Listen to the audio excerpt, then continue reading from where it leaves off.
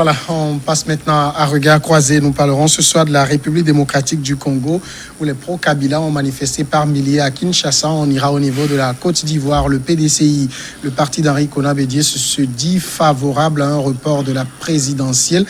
Au niveau du Mali, 5 chefs d'État pour tenter d'arracher un accord. Et puis, la CEDEAO, sa médiation dans la crise malienne, est-ce qu'elle est différente de l'approche du cas togolais? Voilà donc les questions ce soir avec nos invités. Vivien Tomi, bonsoir. Bonsoir Samuel et bonsoir à tous ceux qui nous regardent partout dans le monde. Komi Mayaba, bonsoir. Oui, bonsoir Samuel, bonsoir les confrères et tous les téléspectateurs qui nous suivent actuellement à travers le monde. Bonsoir Adam Majrono. Bonsoir Samuel, bonsoir à tous ceux qui nous suivent de par le Togo, les contrées les plus lointains, parce que nous avons tous des retours. Bien sûr. Au niveau des villages, etc., dont nous les saluons. La République démocratique du Congo, pour commencer, des milliers de partisans de l'ex-président RD congolais Joseph Kabila, très remontés contre son successeur Félix Tshisekedi. Leurs partenaires au sein de la coalition au pouvoir ont manifesté jeudi à Kinshasa, la capitale du pays. Les manifestants ont défilé sous la bannière du Front commun pour le Congo, force politique largement majoritaire au Parlement, exigeant le respect de la Constitution. Cette majorité partage le pouvoir au sein d'une coalition avec le président de la République, l'ex-opposant Félix Tshisekedi, qui a gagné la dernière présidentielle.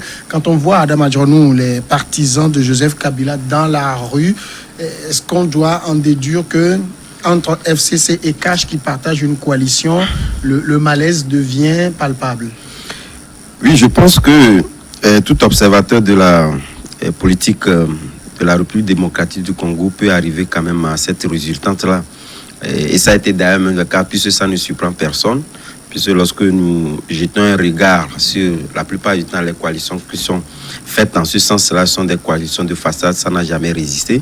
Et ça, c'est vrai que Joseph Kabila, à un moment donné, était obligé quand même de pouvoir accepter, je dis, Tshisekedi, ou de pouvoir accepter ces concessions à l'Africain, d'ailleurs, saluer en son temps. Et on l'a vu de toutes les façons, un politicien, comme j'ai toujours l'habitude de le dire, la politique est une science aujourd'hui, ça ne s'improvise pas.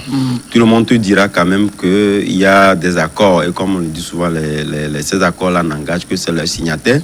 Chemin faisant, étant donné que Félix Tshisekedi, à un moment donné, ou carrément à la prise de ce pouvoir-là, n'était pas un érudit, ou carrément n'avait pas cette expérience de la chose publique, c'est vrai qu'il a eu quand même à concéder un certain nombre d'engagements. Aujourd'hui, difficile à tenir, étant donné que maintenant que nous avons quand même le pouvoir en main, c'est pas la même chose lorsqu'on se trouve, parce que c'est critique d'ailleurs même que nous professons des fois contre nos dirigeants, lorsque vous y êtes, parce qu'il y en a même qui l'ont critiqué, parce que ce sont pas les oppositions qui ont pour la plupart du temps critiqué ceux qui sont au pouvoir, mais lorsqu'ils arrivent aux affaires, des fois on constate que c'est pire. De la même façon, on peut quand même faire un parallèle en disant que Tshisekedi, par le passé, avait pris ses engagements, mais aujourd'hui, s'il se trouve devant le fait accompli, il ne peut pas réellement déployer une politique digne de ce nom, tout en restant à la limite près de ces engagements-là. Donc, étant donné qu'il a pris maintenant de la hauteur, la chose commence par être habitué à la chose, c'est tout à fait normal que certains points de ces engagements-là ne puissent pas être honorés, surtout à la hauteur des souhaits. Mais quoi qu'on dise aujourd'hui, étant donné que, surtout lorsqu'on prend, disons, ces propensions en ce qui concerne la lutte contre la corruption, etc., il y a beaucoup du camp de l'ex-président qui estime que s'il n'arrive pas à freiner ces ardeurs-là, eux-mêmes risquent d'être pris sur le coup, quand bien même qu'ils avaient entre-temps dit qu'il ne va pas finir dans le passé de la gouvernance, mais il n'en demeure pas même que certaines situations actuelles puissent trouver des réponses dans la gouvernance passée. Donc, de toutes les façons, on arrivera à cela, mais ça ne tombe pas puisque nous sommes en politique et la politique a été toujours comme ça. Il y a Néhémie Mouilania, ancien directeur de cabinet du président Kabila, qui a déclaré à l'issue de la marche: le FCC est troublé par le comportement de son partenaire en inadéquation avec les règles du jeu qui font de la coalition. Ça montre clairement que les agissements de Félix Tshisekedi, même si on essaye politiquement d'y trouver des réponses, le FCC se sent de plus en plus à l'étroit. Vous savez, les habitudes ont la vie très dure. il n'est pas facile à un régime habitué à gouverner seul d'être en coalition avec une force de l'opposition. Voilà le réel problème aujourd'hui en RDC. En réalité, on ne peut pas être sur un même arbre et commencer par scier le tronc de l'arbre. Ça n'a même pas de sens, puisque les problèmes devraient être réglés au niveau interne. Mais on comprend que M. Kabila avait vraiment eu du mal à quitter le pouvoir. Et la coalition avec l'opposition, notamment avec Tshisekedi, c'était comme une obligation ou une nécessité parce qu'il fallait sauver effectivement une situation. Mais aujourd'hui, ce qu'on constate, c'est plus le regret. Dans le camp kabiliste, on se dit, mais on aurait pu quand même s'en passer. On aurait pu éviter cet accord, cette coalition. Parce qu'aujourd'hui, on ne peut pas comprendre que la même coalition qui est au pouvoir organise des manifestations pour dénoncer, puisqu'il y a un dialogue permanent entre M. Kabila et M. Tshisekedi. Aujourd'hui, ce qu'il ne faut pas négliger aussi, c'est que Tshisekedi veut prendre un peu de distance par rapport à certaines exigences de Kabila. Alors, ça fait mal. Et là où Tshisekedi a piégé le monde politique de la RDC, c'est quand il a accepté que son directeur de cabinet soit jugé par rapport à des faits qui lui sont reprochés. En fait, c'était un signal. Ça veut dire que moi, je lâche mon gars. Si vous aussi, vous êtes appelé devant la justice, vous devez répondre de vos actes. Et ça, déjà, au niveau du laboratoire des kabilistes, on fait les calculs et on se dit où est-ce que ce monsieur veut en venir. Alors, aujourd'hui, le fait de se mettre dans la rue, c'est pour protester contre, en fait, cet accord qui permet à Tshisekedi de gouverner, parce que Tshisekedi, au Parlement, il n'est pas tout puissant. Alors, il est obligé de s'appuyer sur les béquilles de Kabila, pour pouvoir gouverner. Alors, on lui donne aussi un carton jaune ou un carton orange, parce que proche du rouge, pour lui dire, mais attention, à n'importe quel moment, notre accord peut s'effriter, on peut l'oublier, on peut retourner aux vieilles habitudes. Et c'est vraiment dommage pour un pays comme la RDC, qui doit, en principe, par rapport à ses ressources, décoller et avoir un développement exemplaire. Alors, finalement, est-ce que c'est la rue qui doit régler des dissensions politiques? Parce que quand on va dans la rue, à qui on envoie un message? Alors qu'on a un cas de discussion, les deux présidents se rencontrent régulièrement. Oui, effectivement, la question est très bien posée. Aujourd'hui, les gens se posent cette question de savoir, est-ce que c'est la rue, la solution, c'est la rue?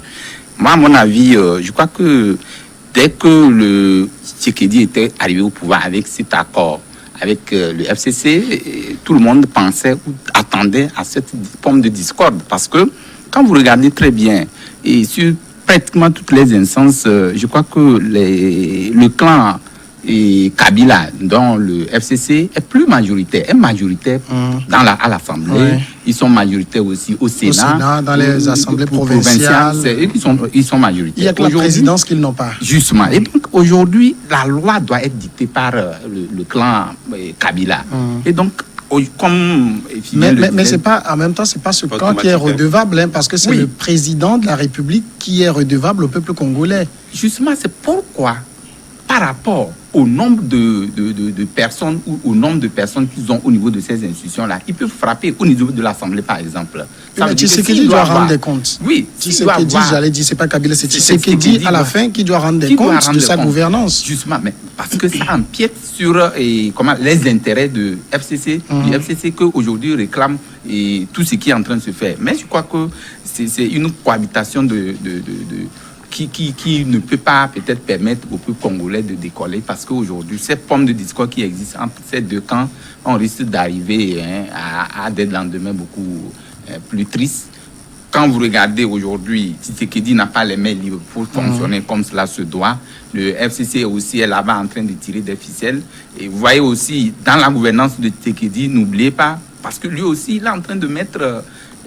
il est en train de monter trop des lancières. Quand vous regardez avec la démission ou le fait qu'il a relégué les 3 ambassadeurs au niveau de choses. Je crois que la manière dont ça a été procédé ne pouvait pas quand même donner ça. On a violé justement le cadre, en fait pas le cadre, mais on a violé le cadre dans lequel cela pouvait se faire. Donc en principe c'est le président de la République qui nomme un ambassadeur. Il peut le démettre de ses fonctions, mais ici on a constaté que ça a sorti du cadre logique. Alors est-ce que dans ce cas, qui pêche, qui ne pêche pas, je crois que chacun doit mettre un peu de bémol pour que le peuple congolais puisse se retrouver et peut-être sauver le peuple et les choses congolaises. Moi, ce qui me touche justement, c'est que quand le président de la République prend des décisions, le Premier ministre le critique ouvertement et le Premier ministre dit qu'il n'est même pas au courant de certaines décisions qui sont lues à la télévision. Des décisions comme par exemple celle de nomination à la tête de l'armée et même au ministère de la Justice qui, selon les tests, doivent être contresignés par le Premier ministre. Ça n'a pas été le cas. C'est normal en fait quand on veut quand même nommer un chef à la tête de l'armée, il faut que ça passe par le ministère de la Défense, il faut que ça passe par le ministère, la primature et c'est le chef de l'État qui signe pour donner effectivement la décision, mais il faut que sur la fiche, on retrouve aussi la signature du Premier ministre et la signature du ministre en charge du secteur dans lequel on nomme. Mais ici, ce qu'on ne peut pas comprendre, le Premier ministre et son président sont censés se rencontrer souvent, au moins 2 ou 3 fois par semaine. Mais on ne peut pas comprendre que le Premier ministre vienne critiquer directement, et des fois même devant la presse, les actions du président de la République. On sent que la coalition a signé un accord qui ne tiendra plus longtemps. Première chose, peut-être on ne s'est pas bien entendu sur les termes. Seconde chose, peut-être aussi parce que il y a quand même de la gloutonnerie au niveau du camp Kabila qui veut tout récupérer. Et le jeune président Tshisekedi qui doit aussi s'imposer comme le nouveau maître à bord du bateau congolais. Donc aujourd'hui, c'est vraiment compliqué pour M. Tshisekedi parce que quoi qu'il fasse, le camp Kabila va continuer par le tirer vers l'arrière pour pouvoir aussi atteindre des objectifs fixés. Parce que l'objectif premier, c'est que à la fin de ce mandat, que M. Tshisekedi ne puisse plus être encore président, mais que le camp Kabila puisse peut-être revenir sous une autre forme, pas nécessairement avec Joseph Kabila, mais avec des kabilistes. Et c'est difficile pour Tshisekedi. En tout cas, aujourd'hui, on voit, puisque tantôt c'est le camp de Tshisekedi qui va dans la rue, maintenant c'est le camp Kabila qui se met aussi, l'église catholique qui est dans la rue, et les Congolais dans tout ça. Tout le monde manifeste et on laisse. Ils sont tous des Congolais. Non, moi, je veux parler du peuple. Oui, c'est vrai peuple en tout cas. C'est véritablement un paradoxe. Sauf que la RDC est en train de nous faire vivre une scène jamais connue, surtout lorsqu'on prend l'échiquier politique dans son ensemble africain. D'autant plus qu'on l'a vu récemment que c'était le camp de Tshisekedi qui était d'ailleurs dans la rue, quand bien même étant autorisé par les autorités locales. Ça a été même réprimé par la police.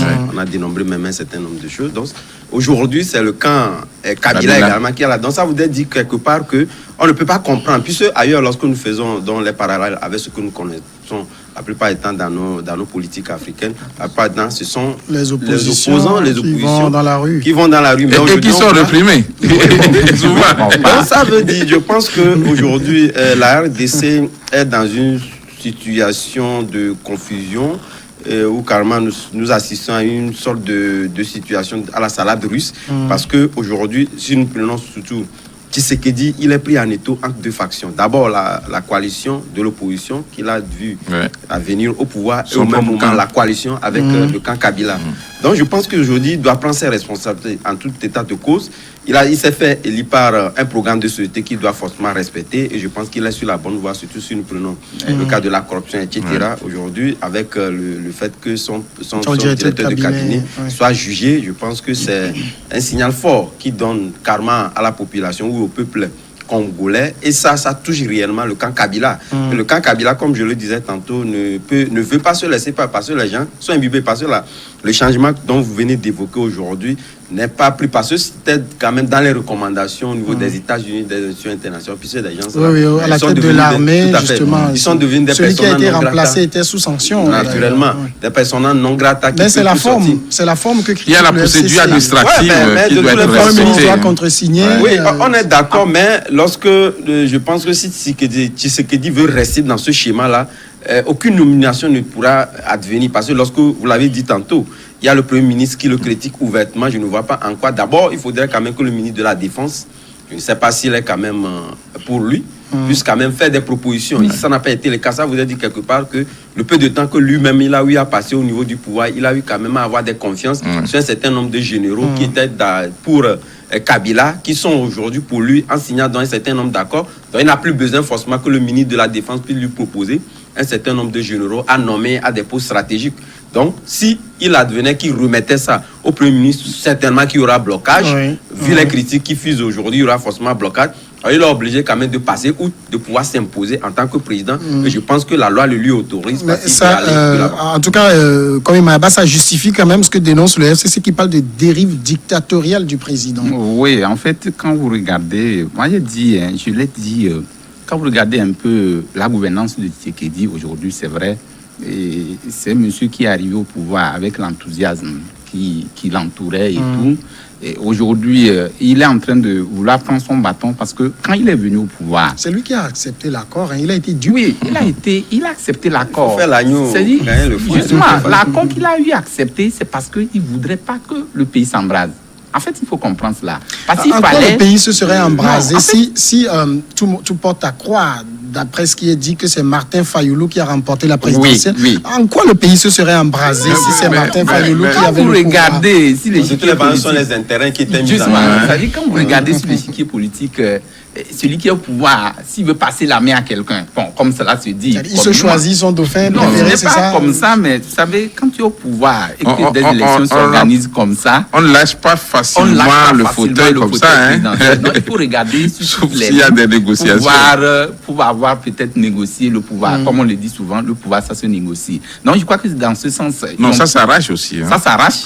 Ça s'arrache aujourd'hui. Ça s'arrache. Cette arrache-là que les gens ne veulent pas du tout parce que quand ça prend la forme de révolution, je crois que ça tombe dans autre chose. Donc ici, je crois que Tshisekedi aujourd'hui, Kabila a préféré Tshisekedi que Fayulu pour pouvoir ne pas mettre le pays en fait sur de mauvaises pistes quoi. Pour préserver ses arrières tout simplement. Préserver ses arrières. Aujourd'hui, il est en train de voir que Fayulu aussi est en train de prendre son bâton. Qu'est-ce qu'il faut faire? Il faut encore lui compliquer la tâche. Donc c'est ce à quoi nous sommes en train d'assister au niveau de la gouvernance de Tshisekedi. Mais est-ce que Tshisekedi est en train de faire du trop aussi? Est-ce que Tshisekedi se trouve dans... Puisqu'il est en train de voir le derrière qui est en train de lui tirer des ficelles, est-ce qu'il n'est pas en train aussi de pousser comment l'appelle-t-on? Il est en train de pousser la barre très haut. Quand vous regardez la façon dont il révoque des gens, la façon dont il combat même comment l'appelle-t-on? Le clan et FCC, ça donne... C'est lui le président de la République. Oui, je le sais et je le reconnais. Mais aujourd'hui, il faut quand même penser à un accord que vous avez signé. On dit qu'il y a violation de cet accord. Est-ce que... Mais en fait, un accord n'est pas au-dessus de la constitution du pays. C'est ça aussi qu'il ne faut pas oublier. Il y a des problèmes que l'accord prend le dessus sur la non, l'accord, c'est une entente pour sauver une situation. C'est entre deux camps. Ce n'est même pas un accord national. Oui, d'accord. C'est un accord de gouvernance. Un accord entre deux camps. Oui, tout à fait. Voilà comment ça se passe. Donc, je crois que ce qui est dit aujourd'hui doit repenser un peu à la façon dont il faut gouverner le pays, parce que ce qui est derrière pèse plus que ce qui pense donner au peuple congolais. La pause tout de suite et on revient après pour le deuxième sujet.